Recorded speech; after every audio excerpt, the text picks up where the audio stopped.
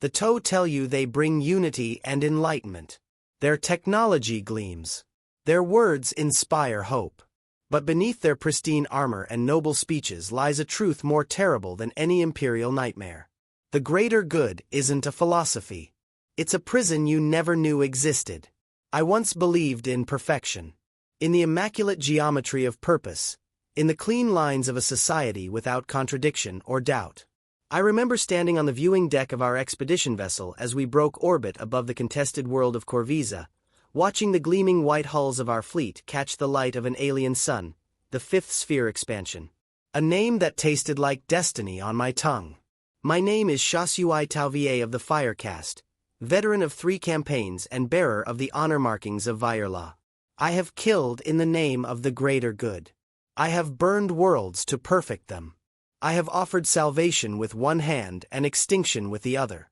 And I have believed with every pulse of blood through my body that our path was righteous and necessary until I saw what perfection truly costs. The transport shook violently as we entered atmosphere, the void shields flaring blue against the friction of re-entry. Around me, my fire team performed final equipment checks with practiced efficiency. Each movement precise, each gesture economical. We were the product of 1,000 generations of selective breeding. Our bodies and minds crafted for singular purpose. I was proud of this, proud to be shaped by something greater than myself. Corvisa was a human mining world, ugly and inefficient like all their constructions. A cancerous growth of industry and faith that had spread across the northern continent. Atmospheric processors belched columns of unfiltered smoke into the pearl-gray sky. Hab blocks rose like broken teeth from the scarred earth. A perfect candidate for enlightenment. We made planetfall on the outskirts of the primary settlement. A sprawling industrial complex designated Extraction Point Alpha by command. The water caste representatives had already made contact with the planetary governor, offering the standard terms of submission, the empty promises of autonomy within the empire, a courtesy we extended before the inevitable. Like warning prey before the hunt begins. I remember the smell when the drop ramp lowered, acrid chemical runoff and the stink of unwashed humans. The drone scouts had already mapped the area, highlighting defensive emplacements and population centers. My superior, Shas El Kais, assigned sectors with quick hand signals. My team drew the residential district, a warren of prefabricated housing units arranged in concentric circles around a central market square. Our orders were simple. Minimal casualties, maximum compliance. The humans were not soldiers. They were miners, technicians, ordinary laborers caught in the expansion of powers beyond their comprehension. When we moved through their streets in our battlesuits, they watched from darkened windows with wide, terrified eyes. Some fled, some knelt, some spat curses in their crude tongue. I felt nothing but pity for them. How could they understand what was happening? To them, we were invaders, conquerors, Xenos. They could not comprehend that we brought harmony, unity, purpose, that we offered them a place within something magnificent. We established a forward command post in what appeared to be a municipal building. The human symbols and icons already being removed and replaced with the circular emblem of the Empire. Ethereal Aunel Takas had accompanied our expedition personally, a rare honor that spoke to the importance command placed on this world. I had never stood in the presence of an ethereal before.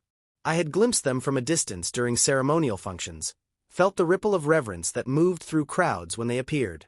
But to be in the same room, to breathe the same air, this was different. The ethereal entered the command center with a small retinue of water caste diplomats and fire caste guards. Everything about him radiated serenity. His movements were fluid, unhurried. His eyes, larger than those of the fire caste, seemed to contain depths of compassion and wisdom that made my chest ache with sudden yearning. When he spoke, his voice was melodic, soothing. The agitation and tension of combat preparations melted away. My mind cleared of all distractions, all doubts. I felt connected to something vast and perfect, a sensation of rightness that eclipsed any individual concern. He addressed us briefly, commending our efficiency, emphasizing the importance of minimizing violence while achieving compliance. Every word he spoke seemed charged with profound truth. I remember thinking I would gladly die at that moment if he asked it of me. Not from fear or obligation, but from love, pure, uncomplicated love for the embodiment of everything I believed in. It was only later alone in my quarters that I wondered at the intensity of my reaction. I had been trained to revere the ethereals. Of course, every caste was. They were our guides, our philosophers, the architects of the greater good. But this had been something more, something that bypassed thought entirely and reached directly into my most primal instincts. I dismissed the thought as fatigue, as the natural awe any Tao would feel in such a presence. I should have recognized it as the first crack in the foundation of everything I believed. The compliance operation proceeded with textbook precision over the following days. The planetary governor, faced with overwhelming technological superiority and the promise of integration rather than extermination, surrendered the primary continent with minimal resistance. Some human elements retreated to the southern highlands, a mixture of military units and civilian refugees, but they posed no significant threat. My team was assigned to secure a data repository, a squat armored building filled with humming cogitator banks and flickering hololithic displays. The humans had abandoned it so quickly they left their meals half-eaten on workstations, cups of some stimulant liquid now cold and congealed. We were accompanied by a unit of Earth-caste technicians led by an older Tau named Fiola Borkan Ovarti. While my team secured the perimeter, the technicians moved through the facility, interfacing their equipment with human technology, extracting whatever information command deemed valuable. Ovarti was unlike any Earth caste I had met before. Most were soft-spoken, focused entirely on their specialized tasks, rarely engaging with fire warriors except to discuss equipment modifications. But Ovarti sought me out during a quiet moment, his eyes bright with an intensity that seemed at odds with his caste designation. "This is the third Imperial world I have processed," he said without preamble, his voice low, though we stood apart from others. "The pattern of data is always the same.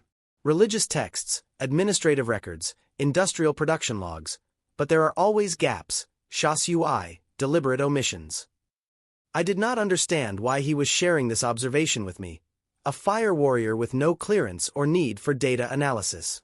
"The humans likely purged sensitive information before retreating," I suggested, eager to return to my patrol route. Ovarti made a sharp gesture of negation. "Not purged, classified, hidden in plain sight within their religious texts. The humans encode military and scientific data within their most sacred writings. It is ingenious. Their priests and their warriors are one system. Faith and force intertwined. Report your findings to command," I said, uncomfortable with the conversation. "If there is tactical value, they will extract it." "I have reported," he said, his voice dropping further. "3 times now, my analyses are acknowledged, then buried. The water caste censors my findings before they reach command. Why would they do this, Shasui? Why would they hide the true nature of our enemy from our own military?" A pulse of alarm moved through me, followed immediately by calm. A profound, overwhelming calm that smoothed away the jagged edges of concern. Of course, command knew what they were doing. The water caste understood how to manage information for the greater good. Individual curiosity must be subordinated to collective harmony. "Your questions border on insubordination, Fiola," I said, surprised by the hardness in my own voice. "Return to your duties." He flinched as if struck, then lowered his eyes. "Of course, Shasui," I spoke out of turn. "For the greater good. For the greater good." I echoed the words falling from my lips with automatic precision. I reported the conversation to my superior as protocol dictated. Any sign of disharmony or questioning of command was to be documented and addressed immediately. Shasel Kais thanked me for my vigilance and assured me the matter would be handled appropriately. I never saw Fiola Ovarti again. At the time I assumed he had been reassigned. I did not question further. The first week of occupation passed without significant incident.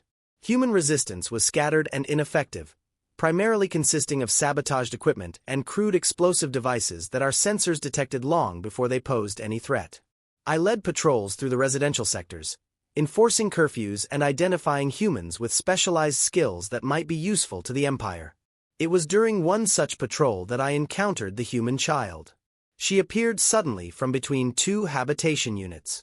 A small figure dressed in filthy coveralls several sizes too large. Her face was streaked with grime, her hair matted and uneven. She could not have been more than 7 or 8 cycles old by human standards. My team raised weapons instinctively, target locks blinking on displays. I signaled them to hold, stepping forward alone. The child did not flee. She stood her ground, staring up at my battlesuit with an expression I could not interpret. Not fear exactly, something harder, something older than her years. "Where are your caretakers?" I asked, my suit speakers translating my words into crude Gothic. She did not respond. Instead, she reached into a pocket and withdrew something, holding it out to me. A small object that caught the dim light. I magnified my visual feed. A crude Aquila pendant, the symbol of human devotion to their corpse emperor, cast in some inexpensive metal, worn smooth with handling. "Take," she said, the first human word I had heard spoken directly to me since planetfall. "Emperor protects." I should have confiscated it immediately. Religious icons were contraband under occupation protocols to be collected and destroyed to facilitate cultural re-education.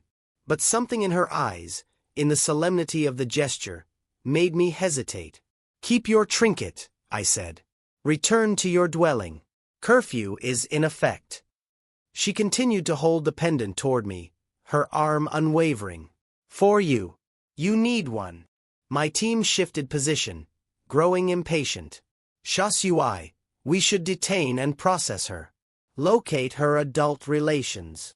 Before I could respond, the child darted forward with surprising speed. She pressed the pendant against the armored leg of my battlesuit, then turned and ran, disappearing between the habitat units. I should have pursued her, should have reported the encounter. Instead, I reached down and picked up the pendant where it had fallen after touching my armor. I stared at it, this worthless piece of human superstition, and felt something unexpected. Curiosity. What would drive a child to offer protection to an invader? What kind of belief survived conquest and occupation?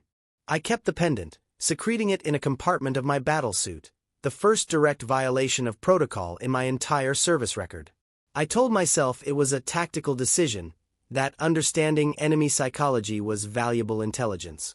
But even then, I knew it was something else, a hairline fracture in the perfect unity of purpose that had defined my existence. That night, in the solitude of my assigned quarters, I examined the pendant more closely. The Aquila was crudely stamped, the wings asymmetrical, the details worn away by constant handling. On the reverse was an inscription barely legible. "Faith shields the soul when armor fails." I found myself turning it over repeatedly in my fingers. The alien metal warming against my skin. My training had taught me to dismiss human religion as primitive superstition, a control mechanism used by their elites to maintain power over the masses. But this small object had been given freely, offered as genuine protection from one being to another. It suggested a worldview I had never considered, where connection might exist outside the structured hierarchies of caste and command. I put the pendant away, troubled by thoughts that seemed to come from outside myself. I needed clarity, focus, recommitment to my purpose. I decided to attend the evening address by the ethereal, something I had not done since our initial landing. The central plaza had been converted into an assembly area with the symbols of the Empire prominently displayed. Tau from all castes gathered as dusk fell, forming orderly sections according to function and rank. I stood with other fire warriors, our armor gleaming in the artificial lighting that had been established throughout the settlement. Ethereal Aunel Takas ascended to the speaking platform with that same fluid grace I had noticed before. As he surveyed the assembled Tau, I felt a wave of calm spread through me, washing away the disquiet of my earlier thoughts. His presence alone was like a balm, realigning my perspective, restoring harmony to my mind. He spoke of progress, of the integration of this world into the Empire, of the greater good that would elevate all species to their highest potential. His words flowed like water, cool and clear, filling every empty space within me. I found myself nodding, smiling, feeling once again the pure certainty that had always guided me. When he spoke of the humans, he used terms like younger race and limited perspective. His tone compassionate, even affectionate, like an adult discussing children. They would learn, he assured us. They would come to understand the superiority of our way, the inevitability of our philosophy. Those who could not adapt would be given appropriate roles, their strengths harnessed, their weaknesses accommodated. It was perfect. It was beautiful. It was everything I had dedicated my life to achieving. So why did a small voice persist somewhere in the depths of my mind, asking questions I had never before considered? Why did the image of the human child offering her pendant remain when all other doubts had been washed away? And why, when I looked at my fellow Tau, did I see only blank contentment on every face, as if we were not individual beings, but cells in a single organism, moving with one purpose, one mind, one will? The address concluded with the traditional affirmation of the greater good. Thousands of voices speaking as one, including mine. The words fell from my lips with practiced ease, but for the first time I heard them as if from a distance, as if someone else was speaking through me. I returned to my quarters, disturbed, not by what the ethereal had said, but by my reaction to it. The peace I had felt in his presence had been real, overwhelming, absolute, but it had also been artificial. As if imposed from outside, rather than arising from genuine understanding or conviction. Sleep eluded me that night. I lay awake, listening to the unfamiliar sounds of an alien world, turning over thoughts that seemed increasingly dangerous. I remembered the Earthcast technician, Warhammer, his urgent questions, his subsequent disappearance. I thought of the human child, her solemn offering. I recalled the absolute loyalty I had felt in the ethereal's presence, and how quickly it had begun to fade once he was no longer before me. Something was wrong. Not with the greater good, not with the Empire, but with me. I was experiencing doubt, a condition I had been taught was a form of illness, a malfunction of proper Tau thinking that required immediate correction. I should report to the medical facility, request evaluation, receive whatever treatment would restore my harmony with the collective will. Instead, I reached for the pendant hidden beneath my sleeping mat. I held it in my closed fist, feeling its edges press into my palm. Faith shields the soul when armor fails. What was my armor? My battlesuit, my training, my absolute certainty in the rightness of the greater good. All of them were failing now, cracking like ice beneath a weight they were never designed to bear. The following morning brought new orders. The human resistance in the southern highlands had grown more coordinated, launching hit-and-run attacks against our supply lines. My team was assigned to a punitive expedition tasked with locating and eliminating the command structure of the insurgency. We deployed at dawn a mixed force of battlesuit teams and armored transports. I welcomed the clarity of combat operations after the confusion of the previous night. In battle, purpose was simple. Survive. Complete the mission. Protect your team.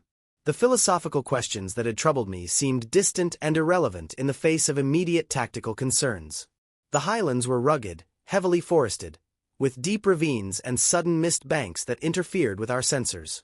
The humans had chosen their refuge well, using the natural terrain to maximum advantage. Our advance was slow, methodical, with drone scouts moving ahead of the main force to identify threats and enemy positions. It was near midday when we encountered the first signs of organized resistance. Crude but effective traps had been laid along our projected route. Pressure plates connected to buried explosive devices. Our sensors detected most of them, but one transport at the rear of our column triggered a mine losing a propulsion track and immobilizing it temporarily. As our technicians worked to repair the damage, I used the opportunity to survey our surroundings more carefully. Something about the pattern of traps troubled me. They seemed designed not to inflict maximum damage, but to channel our advance in a specific direction toward what appeared to be more open, favorable terrain. Chassel, I voxed to my commander. I believe these emplacements are directive rather than destructive. They may be guiding us into an ambush position. There was a pause before Kais responded, his voice cold. Your concern is noted, Chassui. However, Command has provided our route based on comprehensive strategic analysis. We will proceed as directed. I wanted to protest, to insist that the tactical situation had changed, that direct observation should override predetermined planning. But discipline held my tongue. I had already drawn attention through my report about Warhammer. Further descent would mark me as problematic, potentially compromised. We continued along the designated route, moving into a broad valley between steep forested slopes. Perfect ambush terrain. Every instinct warned me. Too exposed, too predictable. But orders were orders, and I advanced with my team. Sensors at maximum gain, weapon systems charged and ready. The attack, when it came, was not from the humans. A water-caste emissary had accompanied our expedition. A slender, soft-spoken Tau named Porui Daluth Mayan. He traveled in the command vehicle with Chassel Kais, presumably to handle any diplomatic opportunities that might arise from our mission. I had paid him little attention as water-caste affairs rarely intersected with frontline combat operations. As we reached the center of the valley, Mayan requested a halt to the column, citing the need to establish a communication relay with command. It was an unusual request in the middle of hostile territory, but Kais approved it without question. The column stopped, maintaining defensive positions while communication equipment was deployed. I noticed Mayan approached Kais, speaking urgently, gesturing toward the forested ridges around us. I could not hear their conversation, but Kais's posture changed, becoming more alert, more focused. He immediately issued new orders through the command network. All units, priority targets identified. Human leadership elements located in Sector 7, Northeastern Ridge. Concentrate firepower on designated coordinates. Tactical displays updated with targeting information. I hesitated, studying the data. The designated area showed no heat signatures, no movement, no signs of human presence at all. Either their technology had suddenly advanced to include perfect stealth capabilities or we were firing at shadows. Chassel, request confirmation of target data, I voxed. My sensors show no enemy presence at the designated coordinates. Execute your orders, Chassui, came the immediate reply. Fire at will. Around me, other battlesuit teams were already aligning weapon systems, preparing to unleash a barrage on the empty forest. I stood motionless, gripped by a paralysis of conflicting imperatives. Duty demanded obedience. Training demanded verification before expending resources. Something deeper, something I could not name, demanded I understand what was happening. I switched my Vox to a private channel with my fire team. Hold fire, I ordered. Maintain position and combat readiness, but do not engage designated targets without visual confirmation. The acknowledgement lights from my team members blinked green on my display. They trusted me, followed my lead without question, as I had always followed my superiors. What I was doing constituted insubordination, possibly even mutiny in a combat zone. Yet I could not bring myself to fire on a target that did not exist. The rest of the expedition had no such reservations. Pulse fire, missile salvos, and plasma discharges erupted from dozens of positions, all focusing on the forested ridge. The bombardment was overwhelming, turning trees to splinters, shattering rock, sending plumes of smoke and debris into the clear sky. If there had been humans there, they were now atomized, erased from existence. As the barrage continued, I scanned the opposite ridge, the area opposite our concentrated fire. A flicker of movement caught my attention. I magnified my visual feed, adjusting for the smoke and dust now filling the valley. Humans, not on the ridge we were destroying, but on the overlooked opposite slope. Not a disorganized resistance group, but uniformed soldiers moving with discipline and purpose. They carried heavy weapons, deploying them with practiced efficiency, establishing firing positions with clear lines of sight to our column. Chassel, enemy forces confirmed on the western ridge. I reported urgently. Heavy weapons being deployed, requesting permission to engage actual targets. No response. The command channel remained silent as our forces continued to pulverize the empty eastern slope. I watched in stunned disbelief as the humans completed their preparations unopposed, their weapons now trained on our exposed position. I had seconds to make a decision that would irrevocably alter my fate. Follow orders and watch my fellow Tau be massacred due to an inexplicable tactical error. Or act independently, potentially saving lives but branding myself a renegade. All units in Fire Team Corvatra. I broadcast to my squad. New targets designated Western Ridge coordinates following. Engage immediately. My display showed the hesitation of my team members, their status indicators flickering between compliance and confusion. Then one by one they aligned to my targeting data, redirecting their fire toward the actual threat. Pulse fire lanced from our position, striking the human emplacements just as they prepared to open fire. The surprise was total. Our coordinated volley eliminating their heavy weapon teams in the first seconds of engagement. The remaining humans scattered, seeking cover, returning sporadic and ineffective fire. All expedition units, I broadcast on the general channel. Abandoning protocol entirely now. Priority targets on Western Ridge. Multiple heavy weapon emplacements. Eastern Ridge clear. No enemy presence confirmed. Redirect fire immediately. The response was not what I expected. Instead of a tactical adjustment, a security team from within our own forces began moving toward my position. Their weapons powered but not yet aimed at me. Shas Kais's voice cut through the battle noise, cold and precise. Shas Tauvie, you are relieved of command. Power down your battlesuit and prepare for extraction. Security team, escort the Shas back to base camp for evaluation. I could not comprehend what was happening. My team had just prevented a potential massacre, had identified and engaged the actual threat, while the rest of our forces expended ammunition on an empty hillside. Yet, I was being treated as if I had committed some grievous violation. The security team surrounded my position. For battlesuits with weapons now openly trained on me.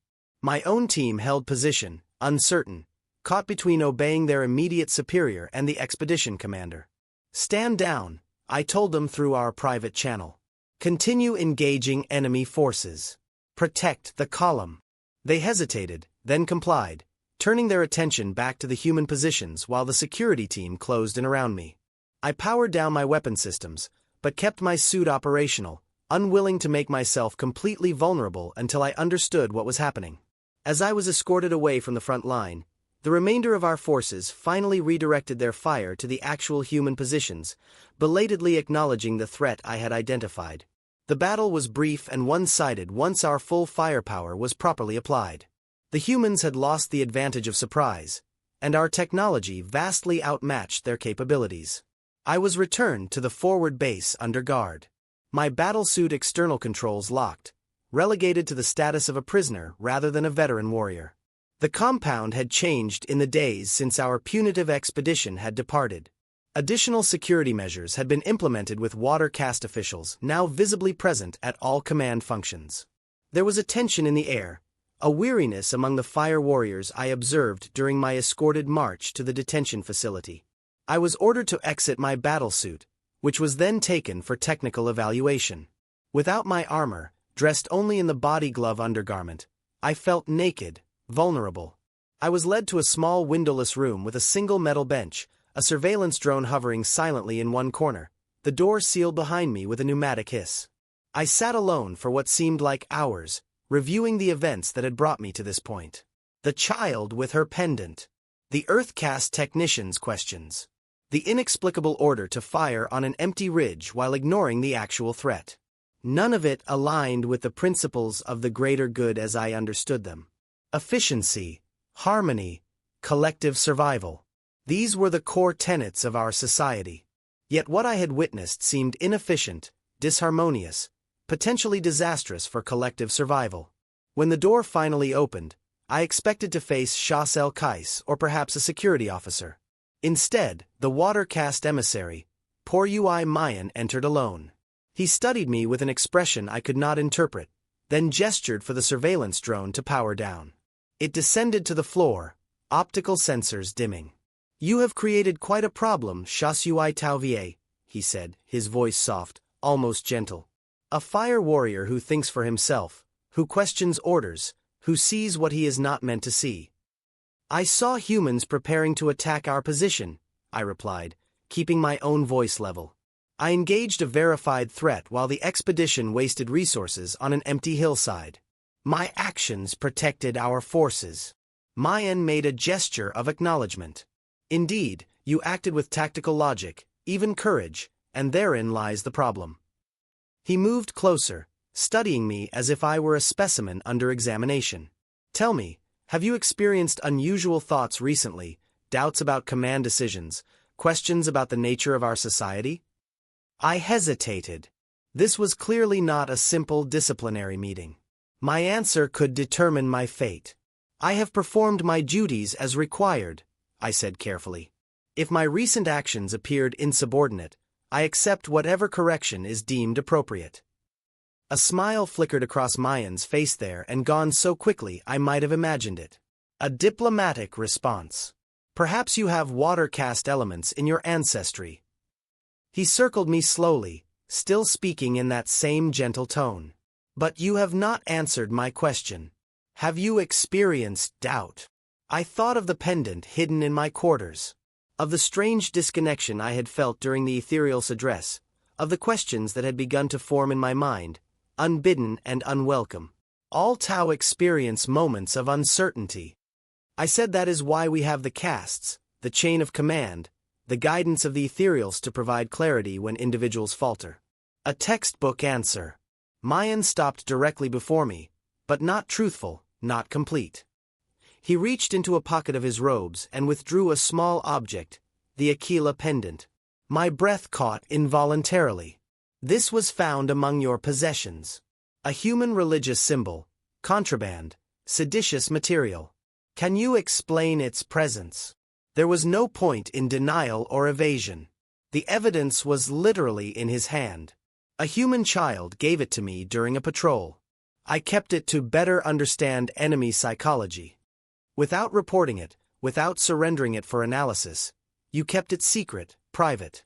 A small rebellion perhaps, a crack in the perfect unity of your devotion to the greater good. Mayan turned the pendant over in his fingers just as I had done. Do you know what this means to them? This corpse symbol. I shook my head. Hope, he said, his voice dropping lower. Hope that transcends death. Hope that defies logic, evidence, even reality itself. The humans believe their emperor watches over them even after death. That his broken, decaying form somehow protects them across the vastness of space and time. He closed his fist around the pendant. Absurd, of course, primitive superstition, yet powerful enough that a child would offer it to an invader, believing it might shield even a Xeno soul. I did not know how to respond. The conversation had taken a direction I could not have anticipated. Mayan seemed almost contemplative rather than accusatory. You are experiencing neural degradation, Sha-Sui, he said abruptly, his tone shifting to clinical detachment. A rare but documented condition affecting certain fire caste members after prolonged combat exposure. It manifests as increased independence of thought, questioning of established hierarchies, and diminished response to ethereal influence. Fortunately, it is treatable. Neural degradation. I had never heard of such a condition.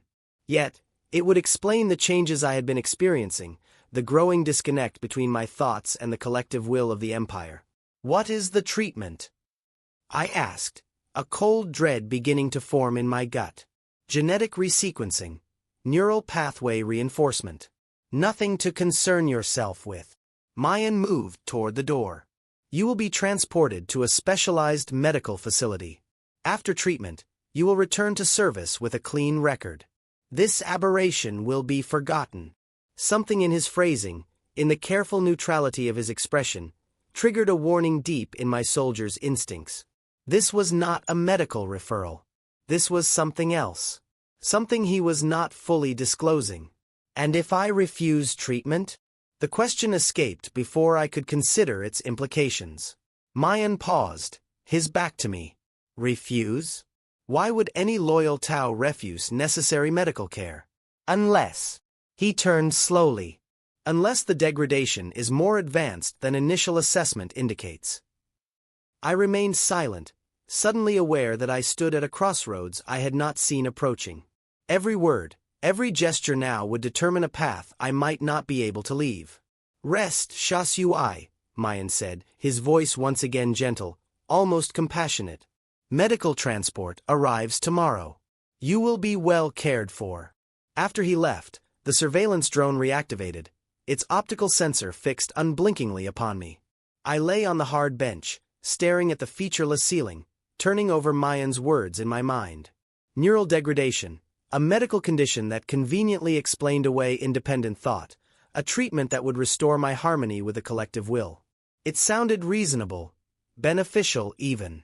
Yet, every instinct warned me that whatever awaited me at this specialized medical facility was not healing, but something far darker. I thought of Ovar-Ti, the Earth-caste technician who had questioned too deeply and disappeared. I thought of the inexplicable order to fire on an empty ridge, and how quickly I had been removed when I identified the actual threat. I thought of the absolute calm I felt in the ethereal's presence. How it washed away all doubt, all question, all individual thought. What if that was not inspiration or spiritual connection? What if it was something more tangible, more biological? A biochemical influence perhaps, a pheromone control mechanism that bypassed conscious thought and acted directly on the nervous system. The idea was heretical, unthinkable. Yet once formed, it could not be dismissed. It would explain so much. The unquestioning obedience of all castes to the ethereals. The immediate harmony of conquered species who were exposed to ethereal presence. The rare neural degradation in individuals who somehow developed resistance to this influence. If true, then everything I believed about our society was a lie. The greater good was not a philosophical choice, but a form of enslavement. Our vaunted unity, not the product of superior culture, but of biological control. I could not sleep. My mind raced through possibilities, implications, options. By morning, I had reached a decision. I could not submit to whatever treatment awaited me. I needed to escape, to find evidence, to understand what was happening, not just to me, but to my entire species. The opportunity came during the morning meal cycle. A single guard delivered a food tray, momentarily deactivating the door seal. He was careless, distracted, perhaps assuming that a fellow Tau, even one under investigation, posed no real threat. I had been trained in unarmed combat, my reflexes honed by years of battlesuit operation. He never saw the strike coming. I secured his sidearm and communication device, then moved quickly through the detention facility. It was lightly staffed. Most security resources focused on controlling the human population rather than managing internal threats. I encountered only 2 more guards before reaching an exterior access point, and both fell to precisely applied stun settings before they could raise an alarm. Outside, dawn was breaking over the captured human settlement. I kept to shadows, service corridors, maintenance tunnels, avoiding the main thoroughfares where patrols would be heaviest. My goal was the command center, specifically the secure data repository where Ovar-Ti had been working. If there was evidence of what I suspected, it would be there, carefully hidden in classified files, but not completely erased. The command center's exterior security was formidable, designed to repel human insurgents rather than contain Tau fugitives, but its internal systems operated on recognition protocols that still acknowledged my genetic signature and rank. The secondary entrance scanner admitted me with a soft chime, identifying me as authorized personnel despite my current status. I moved quickly through deserted corridors, aware that alarm would spread soon as my escape was discovered. The data repository was located in the building's core, a climate-controlled chamber filled with humming servers and holographic interfaces. I sealed the door behind me, using the guard's security codes to override the normal access protocols. Now came the difficult part. I was no Earth-caste technician. My knowledge of data systems basic and practical rather than specialized. But I knew enough to access the main query interface to input search parameters, neural degradation, ethereal pheromones, biological control, genetic resistance. The system processed my queries, searching through terabytes of data collected from this world and transmitted from the Empire. Most results were restricted, requiring clearance levels far above my rank, but not all. Some files were merely classified, accessible to any command-level operative. With the right approach, I began to find fragments, pieces of a puzzle scattered across multiple data sources. Medical research on Tau neurophysiology, specifically the regions of the brain that processed social cues and hierarchical relationships. Genetic sequencing data showing subtle variations between castes, particularly in olfactory receptor genes, behavioral studies conducted on population groups before and after ethereal contact. None of it was explicitly damning. None of it stated outright what I suspected.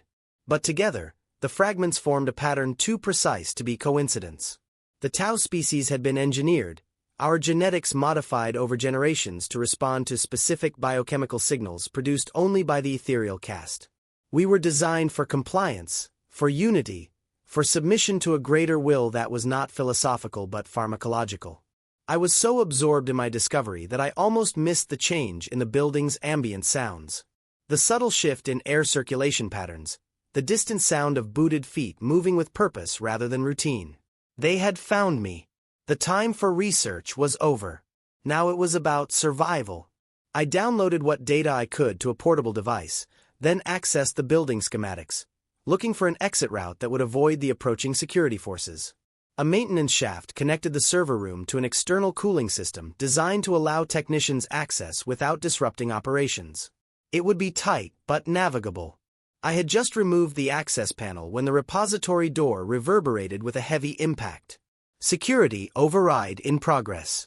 Seconds, not minutes, before they breached the seal, I slipped into the narrow shaft, pulling the panel closed behind me, and began to crawl through the darkness, guided only by the faint emergency lighting strips along the floor. The shaft terminated at an external housing for climate control equipment, a large structure adjacent to the command center, but outside its immediate security perimeter. I emerged into morning light, momentarily blinded after the darkness of the shaft. Distant alarms were now sounding throughout the settlement. My escape had been officially acknowledged. All forces would be on alert. I needed to get off-world. An impossible task for a lone fugitive, especially one without allies or resources. But I had one advantage: intimate knowledge of fire caste protocols. The predictable patterns of search and containment that would now be implemented. They would expect me to flee outward toward the wilderness beyond the settlement perimeter, following the logical path of any escaping prisoner.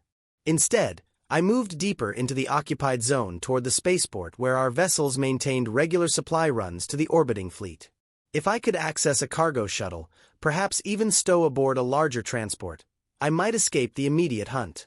After that, the future was uncertain. A blank space in my tactical planning. The spaceport was a hive of activity. Earth-caste workers loading supplies, fire-caste security checking manifests, and patrolling access points. I observed from concealment, looking for patterns, vulnerabilities, opportunities.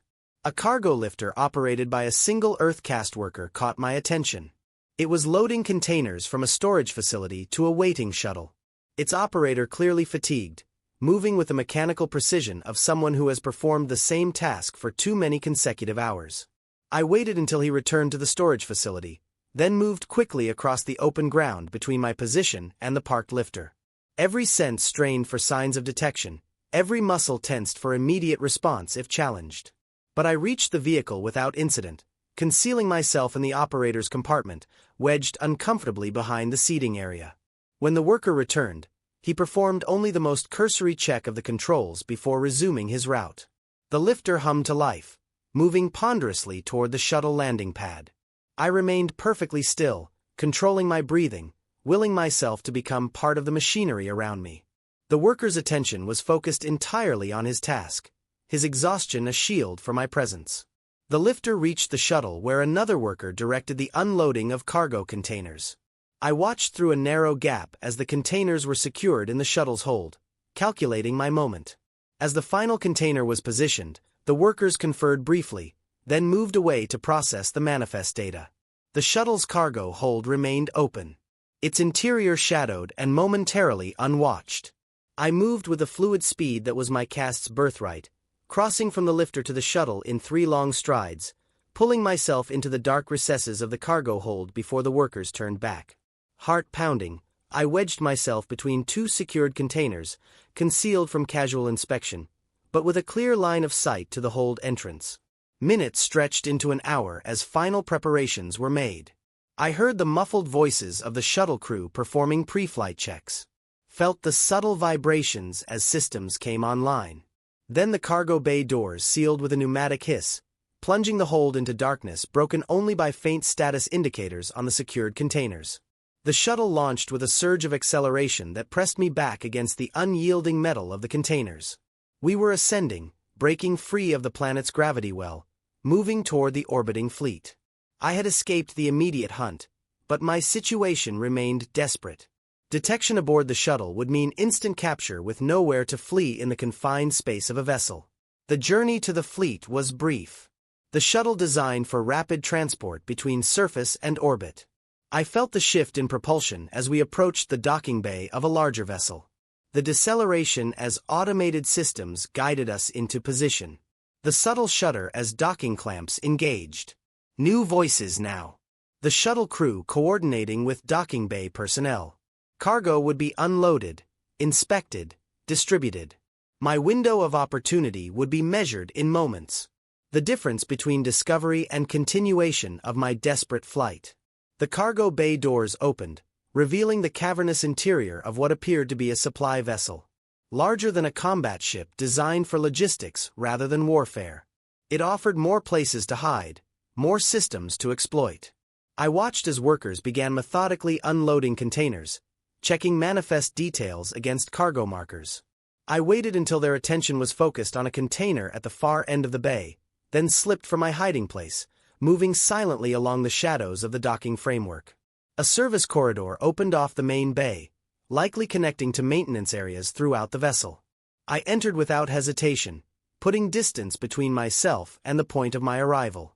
The corridor led deeper into the ship, branching into a network of maintenance tunnels, access shafts, and secondary passages designed for technical crews rather than regular personnel.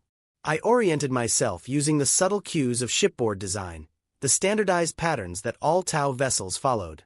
Central areas would be heavily trafficked, secured, monitored. Peripheral systems, especially waste management and environmental control, would be largely automated, minimally supervised. I made my way to a water reclamation subsection, a humid, cramped space filled with purification equipment and storage tanks. The constant hum of machinery would mask any sounds I made, while the unpleasant environment ensured infrequent visits from crew members. I found a maintenance access panel behind a row of filters, creating a space just large enough for me to rest, hidden from casual inspection. For the first time since my escape, I allowed myself to truly process what had happened, what I had discovered. The empire I had served loyally, had killed for, had believed in with absolute conviction, was built on biological control rather than philosophical truth. The greater good was not a choice but a compulsion, a biochemical leash that bound all TOW to the will of the ethereals, and I was now immune or at least resistant. Something in my neurophysiology had changed, allowing me to see the control mechanisms for what they were. The neural degradation Mayan had diagnosed was actually neural freedom, the ability to think and question independently of ethereal influence. I accessed the data I had downloaded, reviewing it more carefully now that immediate survival was temporarily secured. The medical files were fragmented, incomplete, but they outlined a pattern of aberrant neurochemical responses in certain Fire cast members, particularly those with extensive combat experience against specific enemy forces. The Imperium of Man was mentioned repeatedly, suggesting that exposure to human thought patterns, perhaps even to their religious fervor, might somehow disrupt the ethereal control mechanisms. The human child's pendant suddenly took on new significance. Not just a trinket or a superstitious gesture, but perhaps the catalyst for my awakening. Had proximity to human faith somehow altered my neurochemistry? The idea seemed absurd, yet the evidence before me suggested some correlation, if not causation. More disturbing were the files detailing the treatment protocols for affected individuals. Not gentle medical intervention, but aggressive neurological reprogramming, gene therapy to enhance receptivity to ethereal pheromones, selective memory erasure to remove contradictory experiences, and for those deemed irreversibly degraded, euthanasia disguised as honorable reassignment to specialized research facilities. I would not have survived the treatment with my identity intact. Whatever emerged would have worn my face, carried my name, but would have been a hollow shell, an empty vessel refilled with absolute compliance. The knowledge left me cold, adrift in a universe suddenly stripped of meaning. Everything I had believed, had fought for, had been prepared to die for, was a carefully constructed lie. Not just a political deception or a social control mechanism, but a fundamental biological enslavement of my entire species. What remained for me now? I could not return to the Empire. Could not resume my place in a society I now saw as a vast prison. Yet I had nowhere else to go. No allies, no resources beyond my own skills and determination. I was alone in a way no Tau was ever meant to be. Cut off from the collective purpose that defined our existence. The ship systems hummed around me, a mechanical heartbeat marking the passage of time as I considered impossible options. Could I somehow reach other Tau, share what I had discovered? Would they even be capable of understanding their minds still bound by biochemical chains? Could the truth set them free?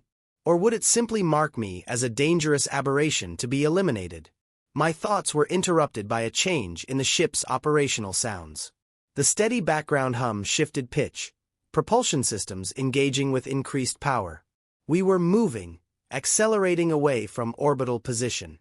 I needed to know our destination to understand the context of my unwitting passage. I carefully exited my hiding place, moving through the maintenance corridors toward an information access point. Every vessel contained terminals for technical crews to monitor systems and access basic navigational data. I found one in an environmental control substation, thankfully unoccupied at present. The display confirmed what the engine sounds had suggested. We had broken orbit and were now on an outbound vector, accelerating toward the system's Mandeville point. This was not a routine supply run between planet and orbital fleet. We were preparing for warp transit, leaving the Corvisa system entirely. I accessed the mission parameters using the security codes I had taken from the guard.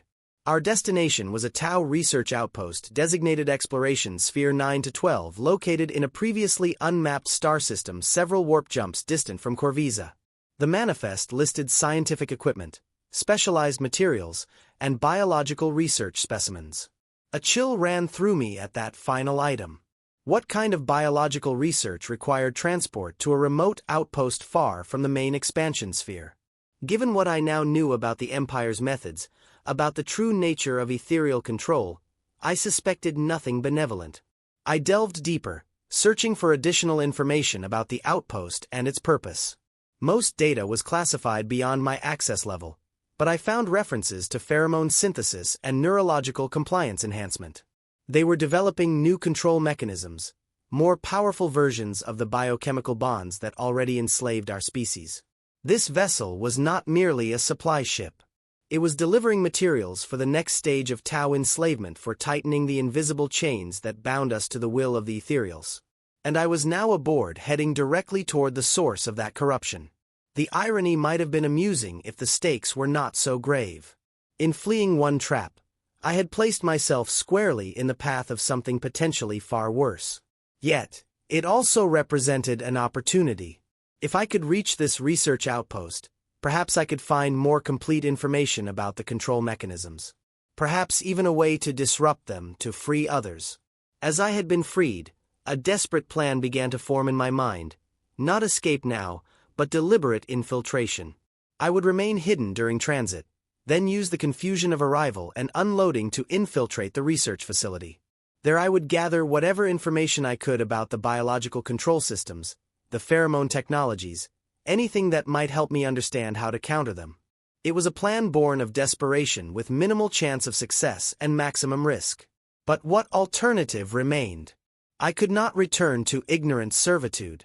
I could not unsee the truth I had glimpsed. Forward was the only possible direction, whatever dangers it might hold. The journey to Exploration Sphere 9-12 took 17 days according to the ship's chronometers. I occasionally accessed during brief forays from my hiding place 17 days of cramped concealment of carefully timed movements to secure minimal sustenance from supply caches of constant vigilance against discovery. My fire-cast physiology was adapted for periods of deprivation, for operating under extreme conditions. But by the time I felt the subtle shift as the ship dropped from warp space, I was weakened, exhausted, reduced to a shadow of my former capability. Yet my resolve had only strengthened during the isolation. Each day of solitary contemplation had burned away another layer of conditioning, another strand of the invisible web that had bound my mind. I remembered moments from my service history with new clarity, saw the patterns of manipulation and control that had shaped every aspect of my existence. The times when doubt had begun to form only to be washed away in the presence of an ethereal, the unquestioning acceptance of orders that contradicted observable reality. The complete absence of true dissent within our supposedly enlightened society. All of it suddenly explicable. Not as the product of superior culture or philosophy, but as symptoms of a species-wide biochemical enslavement. When the ship finally docked at the research outpost, I was ready. I had studied the vessel's layout, marked the rhythms of crew movements, identified the optimal moment for movement. As cargo began to be transferred, I slipped from my hiding place and merged with the controlled chaos of the unloading process. The research outpost was smaller than I had anticipated, clearly designed for specialized work rather than general operations. A central hub connected to 3 extended laboratory wings. The entire structure built into the surface of a small airless moon orbiting a gas giant. Beyond the reinforced viewports, stars burned with unwavering clarity in the vacuum. No atmosphere to diffuse their light. I moved with purpose, adopting the brisk efficiency of support staff, keeping my face turned from direct observation. My fire warrior physique might draw attention in a facility likely staffed primarily by earth and water caste personnel, but the universal deference shown to the fire caste worked in my favor. No one challenged my presence directly as I navigated the unfamiliar corridors. I needed access to the research data to the core of whatever work was being conducted here. The central hub seemed the most logical location for primary systems for the coordination of research activities across the specialized wings. I made my way toward it, alert for security measures beyond the standard protocols. The hub was a circular chamber dominated by a holographic projection system currently displaying what appeared to be molecular structures rotating slowly in the air. Workstations ringed the perimeter, most unmanned at present, their displays showing various data streams and analysis parameters. At the far side, a water-caste administrator conferred with 2 earth-caste researchers, their attention focused on a data tablet rather than their surroundings. I moved to an unoccupied workstation, positioning myself to appear absorbed in the display while maintaining awareness of the other occupants. The system requested identity verification for full access, but basic informational protocols were available to any staff member. I navigated to the project overview, seeking context for the research being conducted. The information confirmed my worst fears while revealing horrors I had not imagined. Project Designation Pheromone Enhancement Initiative. Primary objective: strengthen neurological compliance mechanisms across all non-ethereal castes. Secondary objective: develop delivery systems for newly contacted species to accelerate integration into the greater good. They were not merely maintaining the existing control systems, but actively strengthening them, developing more powerful biochemical bonds to ensure absolute obedience. And more, they were weaponizing these systems for use against other species, creating what amounted to a form of chemical warfare designed to replace independent thought with slavish devotion to the Empire. I continued scrolling through accessible data, absorbing the clinical descriptions of compliance testing on subjects from various castes. The dispassionate documentation of increased neurological response to enhanced pheromone compounds. There were references to resistant subjects being used for terminal phase testing. Their neural patterns monitored as increasingly powerful compounds were administered until brain function ceased. They were killing Tau who showed resistance, using them as test subjects to calibrate the levels at which their control chemicals became lethal rather than merely compulsive. And they were doing it in the name of the greater good, justifying biological enslavement as necessary for collective harmony. My hands clenched involuntarily, a surge of rage temporarily overwhelming my tactical discipline. This was not the society I had fought to expand, not the future I had believed in. This was something monstrous, wearing the face of enlightenment, using the language of unity to mask absolute domination. You appear distressed, Fire Caste. The voice came from directly behind me, calm and measured. I controlled my instinctive reaction to strike, to eliminate the threat. Instead, turning with deliberate slowness to face the speaker, an ethereal, smaller and older than Aunel Takas, his skin a paler blue, his movements more measured, but unmistakably of the ruling caste, the biochemical masters of our species. He studied me with those large knowing eyes, a faint smile playing at the corners of his mouth. Your presence here is unexpected, he continued, his voice melodic, soothing. Firecast rarely visit research installations without specific escort assignments. I felt it immediately, the familiar wave of calm trying to wash over my mind, the compulsion to defer, to submit, to accept without question. But now, aware of its source, I could resist. Not completely, not without visible effort, but enough to maintain my own thoughts beneath the chemical assault on my will. I was assigned to the supply vessel, I said, the partial truth easier to maintain than a complete fabrication. I was curious about our mission parameters. The ethereal's eyes narrowed slightly, his head tilting as he studied me more intently. Curiosity is an Earthcast trait not typically found in fire warriors. He moved closer and the biochemical pressure on my mind increased. A tightening band of artificial serenity trying to smother independent thought. What is your designation, Firecast? I could not risk providing my real identity. Not when I was certainly listed as a fugitive by now. Shasla Vyertan, I said, claiming the rank of a common soldier rather than my earned position as a team leader. You wear no sept markings, the ethereal observed, circling me slowly. The pressure on my mind continued to build, making it increasingly difficult to maintain the deception, to resist the instinctive urge to kneel, to submit, to confess everything. They were damaged during loading operations. I managed, fighting to keep my voice steady, my posture controlled. I was instructed to requisition replacements upon arrival. The ethereal made a small gesture, an elegant flick of long fingers. Of course, how unfortunate. He stopped directly before me, close enough that I could detect the subtle scent emanating from him, the biochemical control mechanism now identified and understood. You should report to the medical facility. Shasla. You appear unwell. It was not a suggestion. It was a command delivered with the absolute expectation of obedience.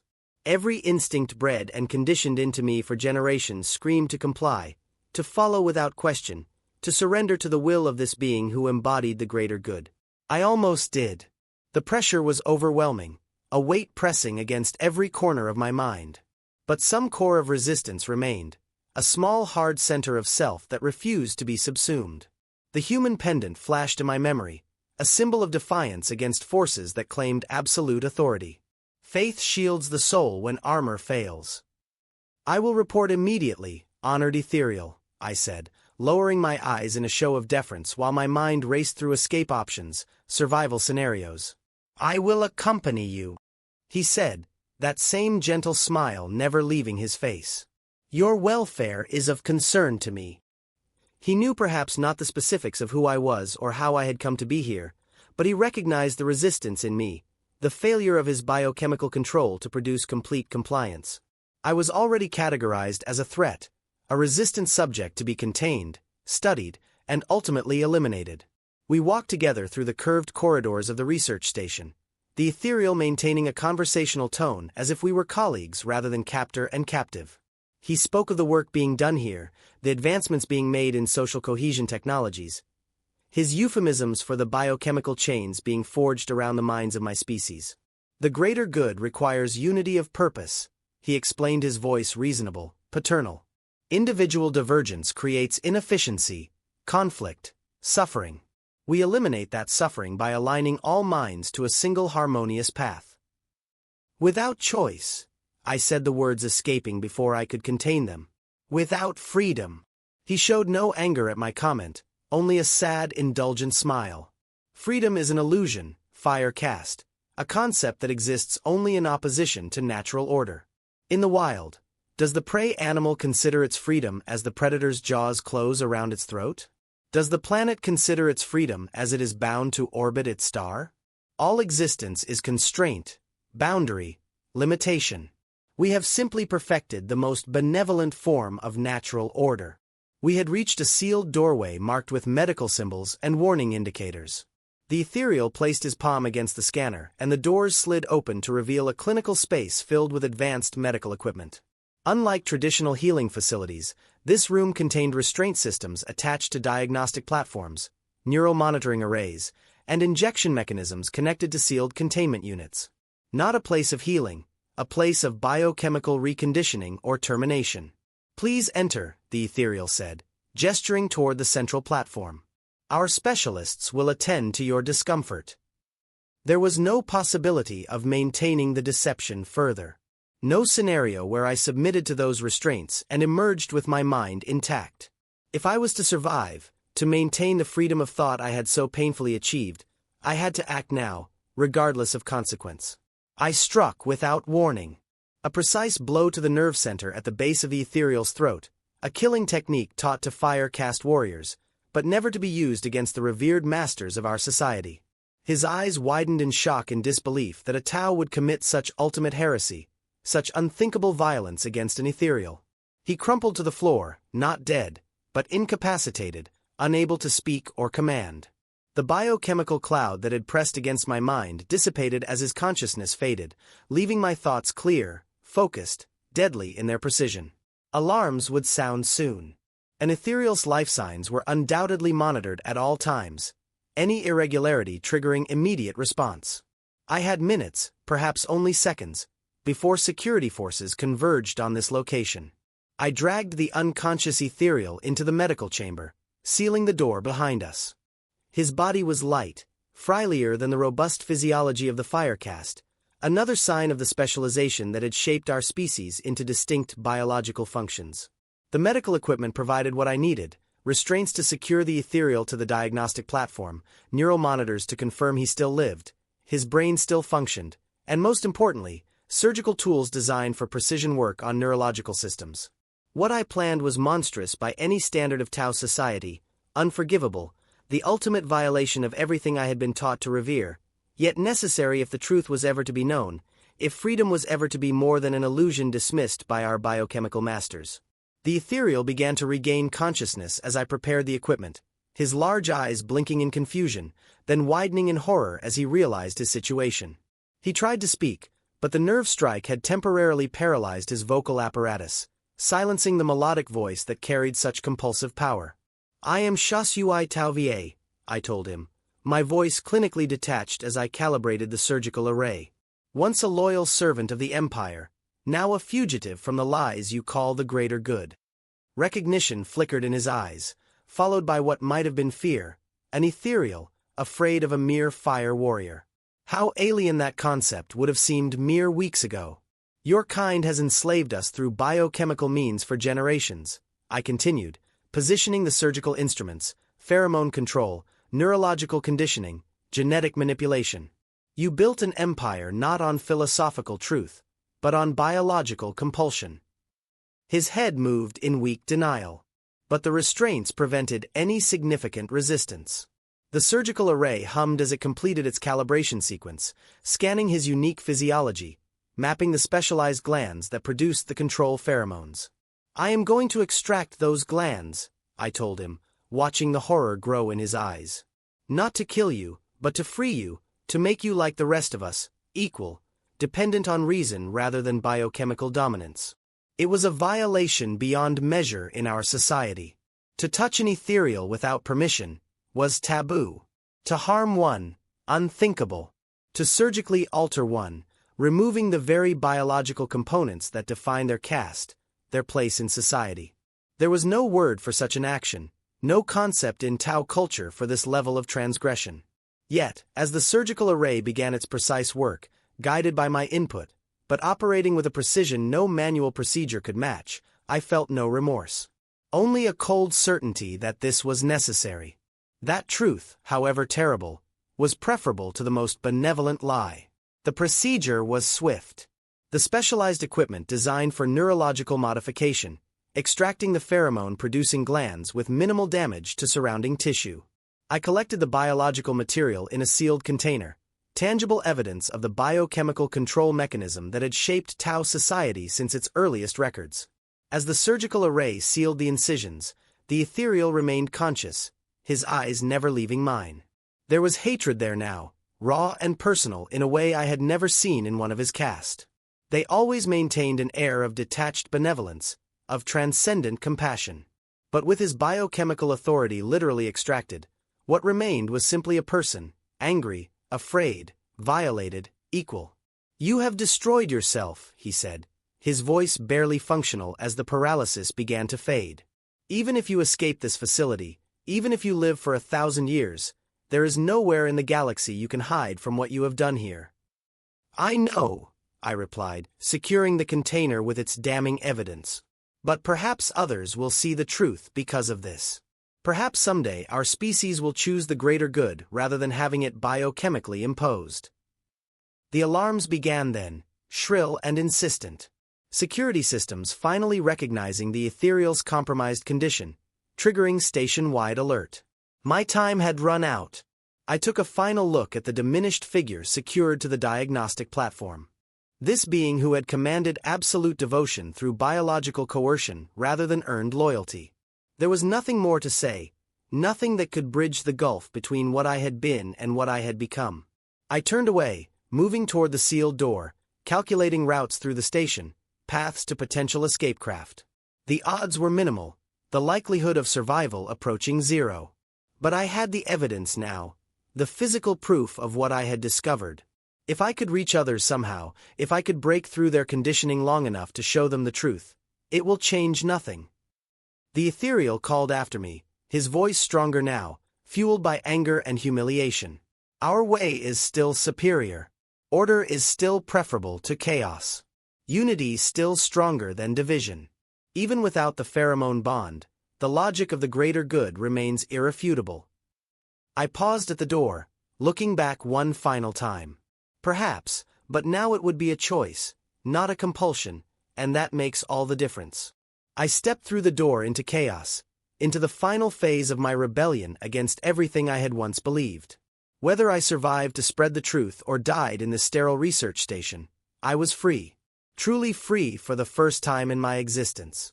The neural gland that had made me susceptible to ethereal control was still present in my body. But my mind had somehow developed resistance, immunity to the biochemical chains that bound the rest of my species. As I moved through the station, evading security teams, fighting when necessary, always moving toward the docking bays and the possibility of escape, I understood that I had become something unprecedented. Not merely a renegade, a criminal, a traitor to the Empire, but the first truly free Tau in countless generations. The first to see the bars of our invisible prison and choose to walk a different path. The humans had a concept their child had tried to share with me. Faith shields the soul when armor fails.